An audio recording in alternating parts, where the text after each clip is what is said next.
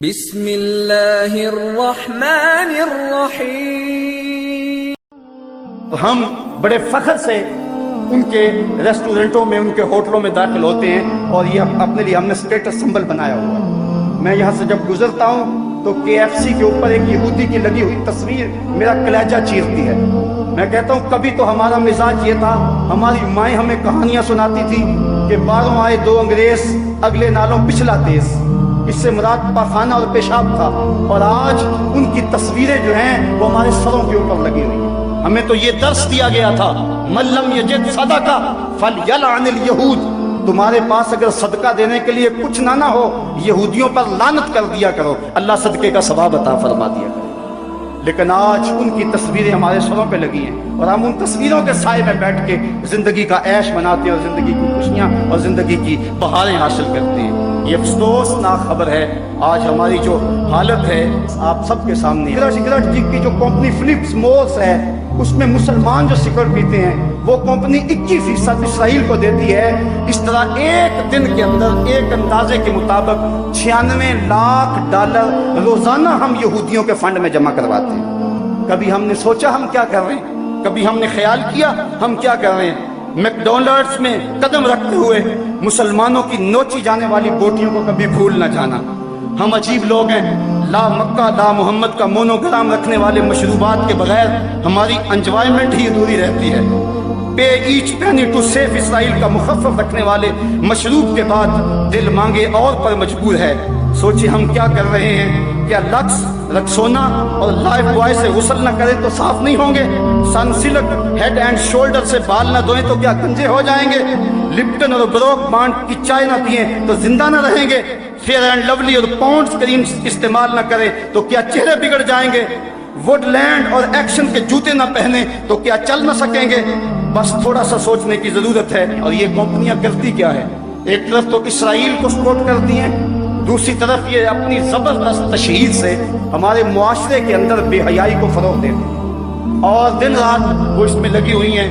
مختلف سیمینار، مختلف واکس اور جشن بہارا کے نام سے، اس کے علاوہ بسنت میلہ اور میوزیکل پروگراموں کے نام سے یہ کمپنیاں ہم سے ہماری متاع حیات چھیننے کے لیے دن رات کوشش کر رہی ہیں، اور یہ خطرناک قسم کی چال ہے اور مسلمان اس کے اندر شکار ہو رہے ہیں۔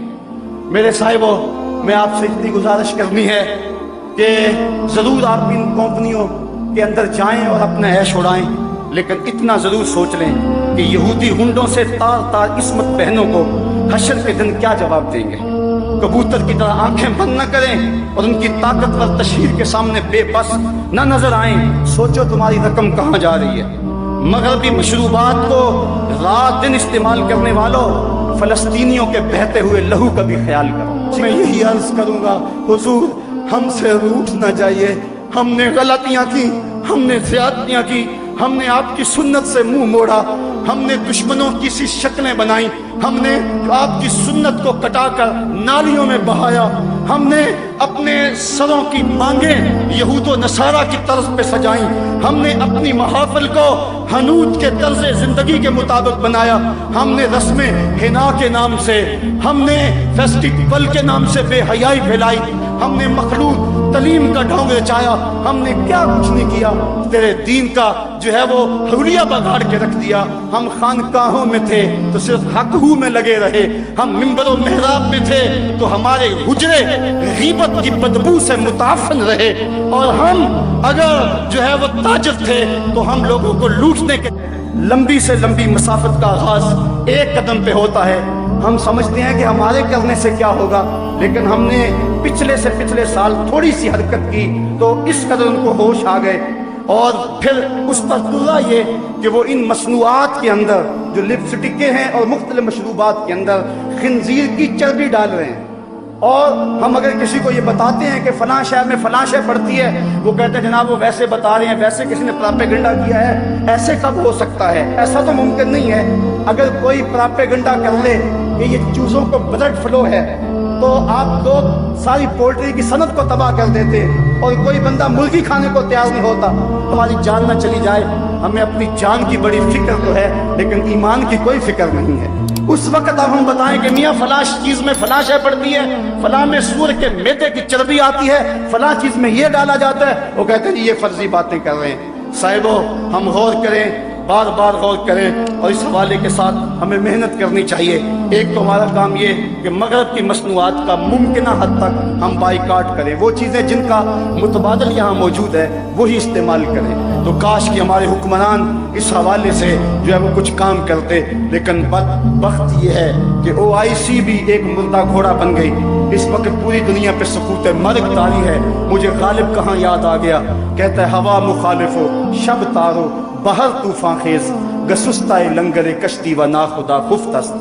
हवा मुखालिफ है, रात तारीख है, समंदर में तूफान बपा है, कश्ती का लंगर भी हाथ से छूट चुका है, लेकिन अफसोस तो यह है कि कश्ती बान भी सो चुका है। अब मेरी कश्ती को खुदा ही बचाए तो बचे। जुल्मतें हैं यास की, शाम है तूफानों की। हुक्मरानों को अपनी हुकूमतें बचाने का चक्कर और गर्ज है, उन्हें नहीं पता कि क्या हो रहा है। और इस वक्त उम्मत मुस्लिमा किस हालत के अंदर जुल्म जबर की चक्की के अंदर करा रही है। तो हमारे हुक्मरान, इनको हम झंझोड़ते रहें, लेकिन अफसोस आज उस कश्ती को है खौफ तलातम सदहैफ मुंह मोड़ दिए थे जिसने बढ़ते हुए तूफानों के। आज पूरी दुनिया पे कट रहे हैं हम, लुट रहे हैं हम, खानमा बर्बाद हैं। हमारा काफिला आज बेयूसुफ है। साहिबो, जिंदगी कट रही है, आओ मैं और आप अपने आका से अहद करें। मेरे दामन में सिसकियों के सिवा कुछ नहीं है, मैं तो रोता हूँ। आज तो लोग मेरे रोने का मजाक भी उड़ाते हैं, लेकिन क्या करूं जब मेरा सीना जख्मी हो, जब मेरा दिल फट रहा हो, जब उम्मत मुस्लिमा जख्मों में मुब्तला हो, जब काबल से कंधार तक, जब किला जंगी से दश्त लैला तक, जब तोरा बोरा से तकरीर तक, जब मूसल से बगदाद तक मैं जिधर नजर उठाऊं मुझे लाशें ही लाशें पड़े हुए नजर आए, तो मैं फिर क्या करूं। मेरे हाथ में कुछ ऐसी चीज भी ना हो कि मैं जालिम की गर्दन तोड़ सकूं, मेरी हुकूमतें भी बेगैरत हों, और मेरे जो है वो हुकूमत के काल बर्दाश्त भी मंतके तलाश रहे हों।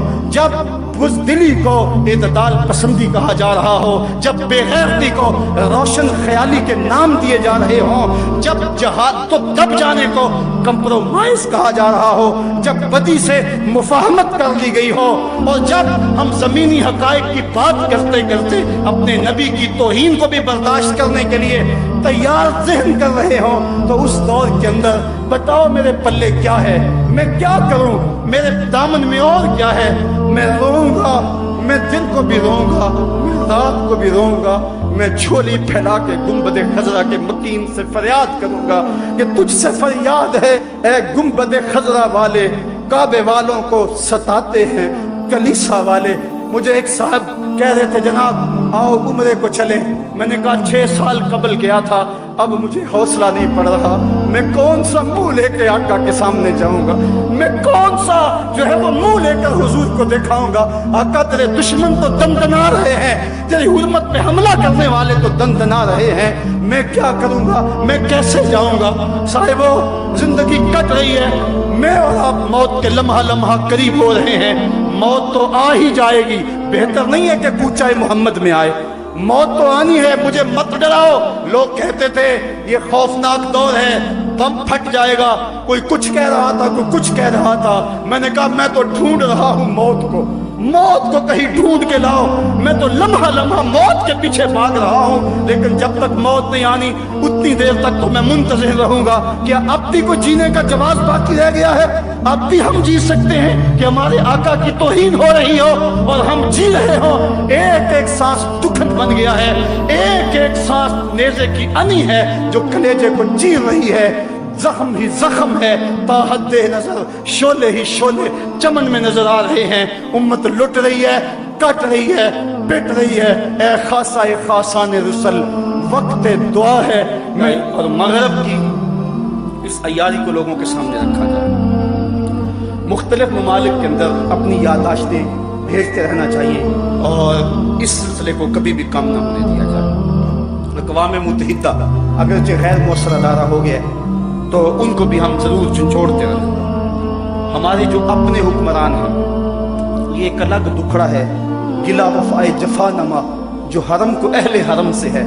किसी बुत कदे में बयां करूं तो सनम भी कह दें हरी हरी। ये हमारे 56-57 इस्लामी मुल्कों के हुक्मरान हैं, पता नहीं इनकी गैरत कहाँ सो गई, पता नहीं इनको कैसे चैन की नींद आ जाती है। सबसे ज्यादा ये वो लोग हैं कि जिन लोगों से कयामत के दिन बाज पुरस नहीं आए। क्योंकि मैं कहता हूँ दो तबके हैं, एक वो तबका है जो बेचारा बेबस है, कर कुछ नहीं सकता, तड़प रहा है लेकिन बेबस है, और दूसरा जो कर सकता है वो बेहिस है। इस वक्त बेबसी और बेहिस्सी के दरमियान जो है वो मगरब दलेर से दलेर तर होता चला जा रहा है। ये हुक्मरान समझ लें कि ये 4 दिन की हुक्मरानी है, फिर अंधेरी रात तारी होने वाली है। अगर उन्होंने नामूस रसालत के लिए कुछ किया, तारीख में उनका नाम रहेगा। जिस तरह सुल्तान नूरुद्दीन जंगी, जिस तरह सुल्तान सलाहुद्दीन अयूबी का नाम बाकी है, वरना मिट जाएंगे। इनके ऊपर जो लित्तर बरसेंगे उनकी भी बोलियां लगेंगी, उनकी भी कीमत लगेगी, अगर इन्होंने हुजूर अलैहिस्सलाम की नामूस के हवाले से कोई काम न दिखाया। जहाँ तक हुजूर की नामूस का हवाला है तो वो अल्लाह काम लेना जानता है, अबाबीलों से वो हाथी मरवाना जानता है, वो हमारा मोहताज नहीं है। इब्ने हजर ने लिखा है इस बात को कि जब मंगोलों ने पूरी मुस्लिम दुनिया पे कब्जा कर लिया, और वो दिन बड़े दर्दनाक दिन थे, जब बगदाद में खून बह रहा था, जब गरनाता लुट रहा था, जब जामिया निजामिया की लाइब्रेरी दजला की मौजों की जद पे थी, जब तहखानों में पानी छोड़ दिया गया और हमने 1.25 लाख लाशें वहां भी उठाई। वो दिन बड़े दर्दनाक दिन थे तारीख के। एक मंगोल सरदार ईसाई हो गया और उसने एक बहुत बड़ा इज्तिमा किया।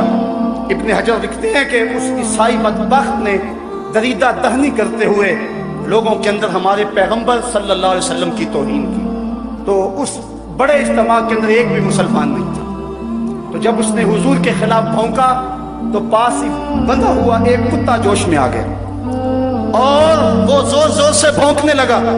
सबने उसे कहा कि तुम मुसलमानों के नबी के खिलाफ बोला है, इसलिए ये कुत्ता भौंक रहा है। तो उसने कहा कि नहीं नहीं, ये वैसे बड़ा गैरतमंद है, मैंने हाथ से इशारा किया तो ये समझा कि मुझे मारने लगे, इस वजह से गैरत में आया। तो उसने दोबारा फिर हुजूर अलैहिस्सलाम को सबको शतम करना शुरू किया, मेरे आका को गालियां देने लगे। कितना मजमा था, लेकिन कोई भी हुजूर का गुलाम नहीं था।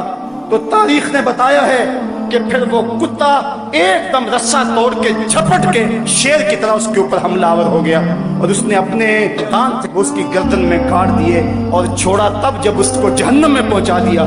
इब्ने हजर लिखते हैं कि उस वाकया को देखकर उस मंगोल सरदार समेत उस मजमे से 40,000 लोग इस्लाम कबूल कर गए।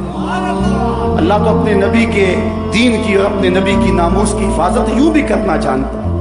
काश हम उस कुत्ते का दांत ही बन जाते, उसके पंजे का नाखन ही बन जाते, जो गुस्ताखे रसूल को चीर के रख देता है। तो वो अपने नबी की नामूस की हिफाजत जानता है। अबू लहब अगर बोले तो तब्बत यदा अभी लहब का ताजियाना बरसता है।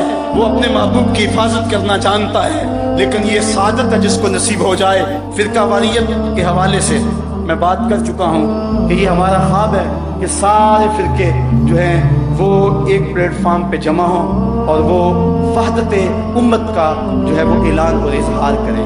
और ये तभी मुमकिन है कि इनके अंदर वो जो चीज़ें बाइस खराबी हैं उन चीज़ों को निकाल दिया जाए और हुजूर के नाम पे सारे लोग इकट्ठे हो जाएं और मिलके लब्बैक या रसूलुल्लाह का नारा लगाएं, तो उम्मत के तने मुर्दा में फिर से जिंदगी की रमक पैदा हो सकती है।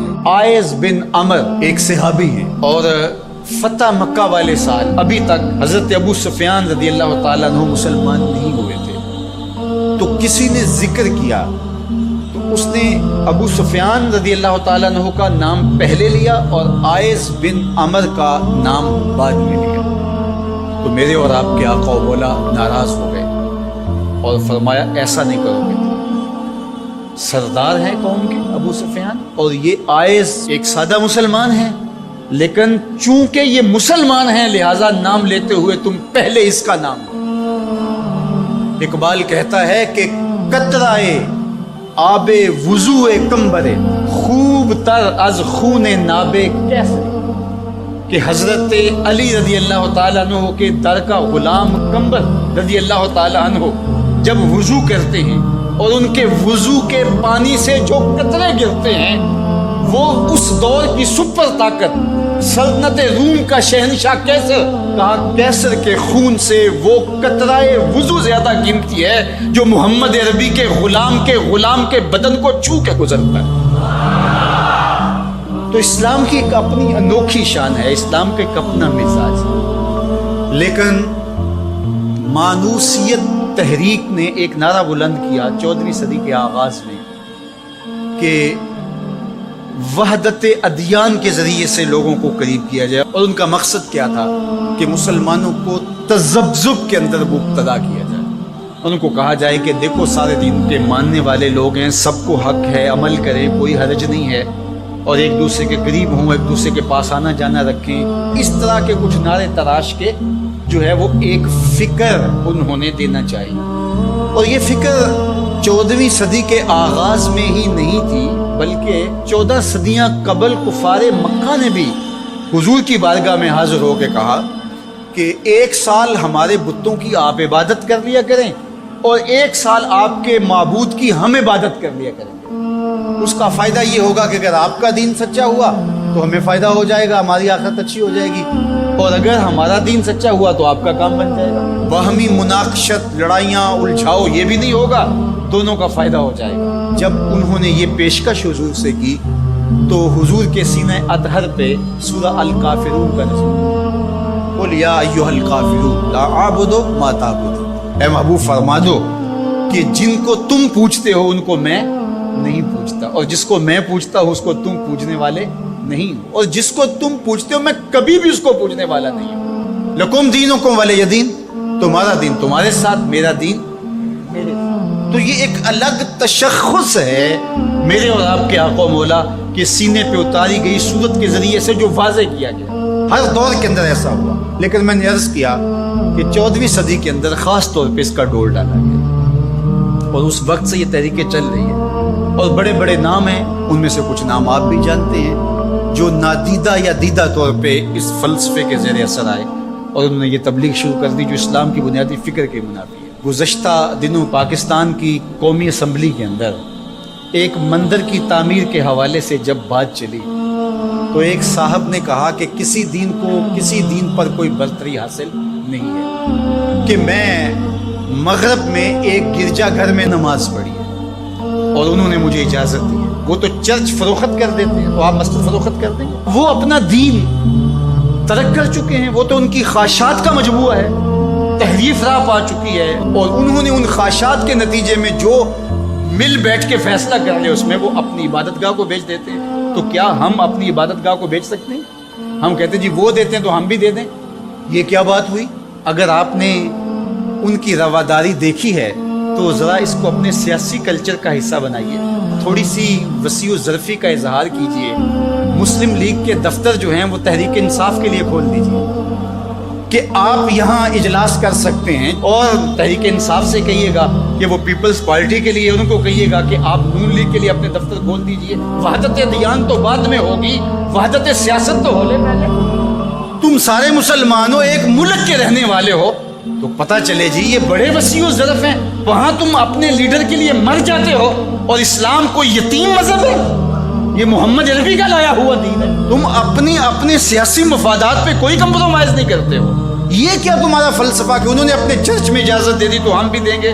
میاں ان کی غیرت اجازت دیتی ہے، ان کا دین جو خود ساختہ ہے، اور حضرت عیسیٰ کو چھوڑ کے جو انہوں نے اختیار کیا ہے ان کی تربیت ان کے نفس نے کی ہے، اور ہماری مسجد کے حوالے سے تربیت محمد عربی نے کی ہے۔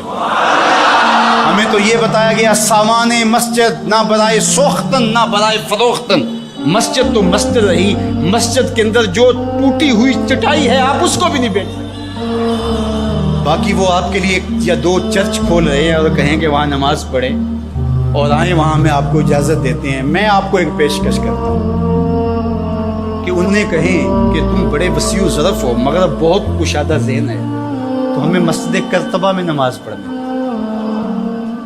مسجد کرتبہ میں جو مسلمانوں کی بنائی ہوئی 10 مربع کلومیٹر پر پھیلی ہوئی مسجد، اس کے باغات، اس کے احاطے، اس کے متعلقات اگر شامل کریں، حمام شامل کریں تو 10 مربع کلومیٹر پر وہ مسجد، اور 1400 ستونوں پر پھیلی ہوئی مسجد کا حال.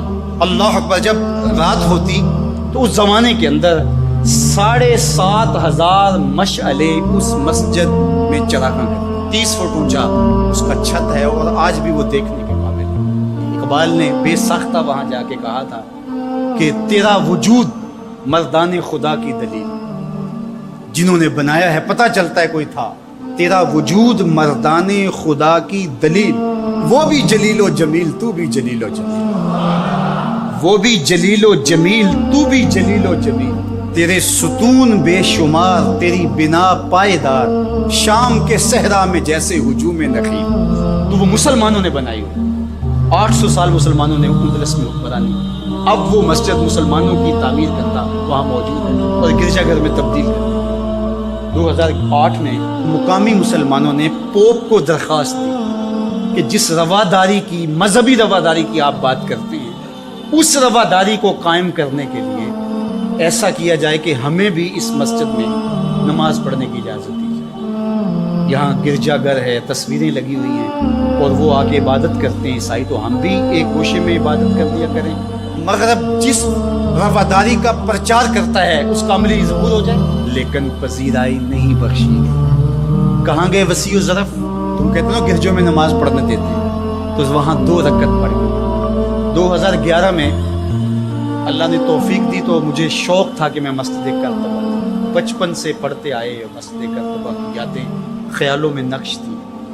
تو جب میں وہاں پہنچا تو وہ دروازے پہ بتا دیتے ہیں کہ یہاں نماز کی اجازت نہیں ہے. تو اب وہ مسجد جہاں قدم قدم پہ اہل علم اور اولیاء کی پیشانیوں اور سجدوں کے نشان ہو چکے.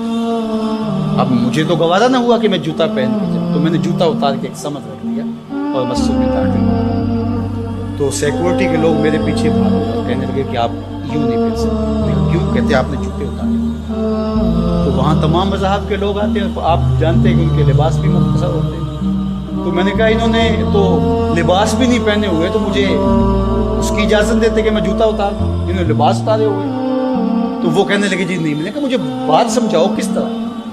تو جو گفتگو ہوئی وہاں, جو میرے ساتھ ترجمان تھے ان کے ذریعے سے, وہ یہ تھی کہ چونکہ مسلمان مسجد کی تعظیم کرتے ہیں اور مسجد کی تعظیم عبادت کا روپ ہے اور وہ مسجد کو تقدس دے کر کے اس کی تعظیم کرتے ہیں, اور آپ نے جو جوتا اتارا ہے آپ کی نیت میں مسجد کی تعظیم یہی ہے. میں نے کہا بالکل یہی ہے. یہاں بڑے بڑے مشائخ اولیاء بیٹھتے رہے تو کس طرح میں اپنے جوتوں سے سفارش کروں. تو انہوں نے کہا جی ہمیں اجازت. تو ان سے بہت کہا لیکن وہ کہنے لگے یہ ہو ہی نہیں سکتا. تو ہم ساری مسجد نہیں دیکھ سکتے اور واپس آئے. اور 2014 میں پھر دوبارہ جانا ہوا, پھر یہی میرے ساتھ مسئلہ ہوا. تم کہتے ہو بڑے وسیع و ظرف ہے, میں اپنا تجربہ بتا رہا ہوں. تم کہتے ہو چرچ میں نماز پڑھنے دیتے ہیں اور وہ جوتے اتار کے نہیں جانے دیتے. او میاں وہ تمہارے لیے ایک کھلونا رکھا ہے, تمہیں بہلانے کے لیے, تمہیں ورغلانے کے لیے وہ رکھا ہوا ہے. انہیں پتہ ہے اس سے بہل جائیں گے اور وہ بھی شور جا کے کریں گے کہ ہماری مسجدوں میں بھی ایسا ہونا چاہیے, ہم بھی وسیع و ظرف ہوں. وہ تمہیں دھوکہ اور فراڈ دینے کے لیے کیا ہے. اقبال نے کہا تھا اندروں تاریخ تر از چنگیز. یہ بظاہر میٹھے میٹھے لگتے ہیں لیکن ان کا اندر چنگیز سے بھی زیادہ تاریخ ہے. تو جو گرجے فروخت کر دیتے ہیں, آج آیا صوفیہ کہ ان کو کیوں تکلیف ہو گئی, اور وہ سلطان محمد الفاتح نے خریدی ہوئی ہے, اور آج آیا صوفیہ سجدوں سے آباد ہو گئی. آج وہ مسجد اذانوں سے پرنور ہو رہی ہے اور ماحول کے اندر وہ عجیب خوشیاں پھیل رہی ہیں. تو تکلیف اسلام سے ہے. وہ چاہتے ہیں کہ یہ تذبذب میں مبتلا ڈھیلے ڈھیلے مسلمان رہیں, خیر سے رہیں. ان سے کیا ہماری پریشانی ہے؟ مجھ کو پریشانی ہے تو اس امت سے ہے, اشک شہرگاہی سے جو ظالم کرتے ہیں. تو آج آیا صوفیہ تکلیف کا سبب اس لیے بن گیا کہ یہ جو تحریک بپا کی گئی تھی وحدت ادیان کی, اور ترکی بھی ایک زمانے میں اس کا مرکز رہا, اور آج یہ ہے کہ وہاں آیا صوفیہ مسجد کی صورت میں بدل رہی ہے. لیکن مغرب خوش ہے کہ پاکستان میں مندر بن رہے ہیں, عربستان میں مندر بن رہے ہیں, اور اسرائیل کے ساتھ ہم عربوں کے تعلق کو مضبوط کر رہے ہیں. لیکن یہ تمہارا ادھورا سا خواب ہے جو کبھی پورا نہیں ہوگا. یہ وقتی ہوگا. انشاءاللہ وہ وقت دوبارہ آنے والا ہے کہ پوری کائنات پہ جھنڈا میرے حضور کا ہی۔ ملیں گے سینہ چاکانے چمن سے سینہ چاک، بزم گل کی ہم نفس باد صبا ہو جائے گی، شبنم افشانی پیدا کرے گی میری سوز و ساز، اس چمن کی ہر کلی درداشت نہ ہو جائے گی، آسمان سحر کے نور سے ہوگا آئینہ پوش، ظلمت رات کی سیما پا ہو جائے گی، شب گریزاں ہوگی آخر جلوہ خورشید سے، یہ چمن معمور ہوگا نغمہ